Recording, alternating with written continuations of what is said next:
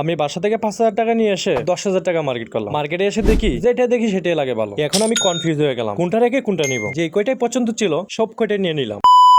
Hello everyone, আসসালামু আলাইকুম। This is Shakil, আমি আছি আপনাদের সাথে। আজকে কথা হবে আমার শপিং নিয়ে। 5,000 টাকা থেকে 10,000 টাকা শপিং কেমনে করলাম। প্রথমে আমরা চলে আসলাম বুথে। এখান থেকে বন্ধু কিছু টাকা উইন্ডো করবে, তারপর এই টাকা নিয়ে আমরা চলে যাবো মার্কেটে। তো ব্যাংকে অনেক জ্যাম ছিল, বন্ধু লাইনে দাঁড়িয়ে ছিল আর আমি গাছতলায় বসেছিলাম। টাকা তোলা হয়ে যাওয়ার পর আমরা রওনা দিয়ে দিলাম শপিং করার উদ্দেশ্যে। তো আমরা প্রথমে চলে গেলাম চট্টগ্রাম আলী প্লাজা মার্কেটে। আলী প্লাজা মার্কেটে আসার কারণ হলো আমি যতবারই মার্কেট করে নিয়েছি এখানে প্রত্যেকটা প্রোডাক্টই আমার কাছে লাগেছে ভালো। আর এখানে ছেলেদের প্যান্ট শার্টও রয়েছে কোয়ালিটিফুল, যার কারণে আমি সবসময় এখান থেকে শপিং করতে পছন্দ করি। মার্কেটে এসে আমি প্রথমে একটা দোকানে ঢুকে একটা প্যান্ট চয়েস করলাম। তবে দুঃখের বিষয় হলো এই প্যান্টের নাকি আর সাইজ নাই। পরে এই দোকান থেকে আমরা বের হয়ে অন্য একটা দোকানের শার্ট একটা পছন্দ করলাম। তবে এই শার্টটা আমার পরনে মানাবে না। বন্ধুকে বললাম যে আজকে আমরা আর কোনো কিছু কেনাকাটা করবো না, হাঁটবো আর ঘুরবো, যদি পছন্দ হয় তাহলে কিনবো। তো আমাদের এরকম ঘোরাঘুরি অনেকটা সময় অতিবাহিত হয়ে গেছে। তবে লাস্ট পর্যায়ে আমাদের যে কোনো দোকান থেকে আমাদের পছন্দ মতন প্যান্ট শার্ট কিনে নিতে হবে। ভাবছিলাম যেটা নিবো না, বাধ্য হয়ে সেটাই আমার নিতে হয়েছে, কারণ তার থেকে আর ভালো আমি এখানে খুঁজে আর পাইলাম না। তো একটা প্যান্ট আমার কিনা হয়ে গেল, এখন হচ্ছে একটা শার্ট কিনতে হবে। আর শার্ট কেনার জন্য চলে গেলাম 2 তলা। আর 2 তলায় এসে দেখি সব থেকে বড় দোকান ছিল এটা। তবে এটার মধ্যে অনেক সুন্দর সুন্দর কোয়ালিটি ফুল শার্টও ছিল। তো আমার হাতে টাকার বাজেট ছিল খুব কম, শার্ট আর নিতে পারলাম না, চলে আসলাম বাসার দিকে। ওকে ভাই, আল্লাহ হাফেজ, ভালো থাকবেন।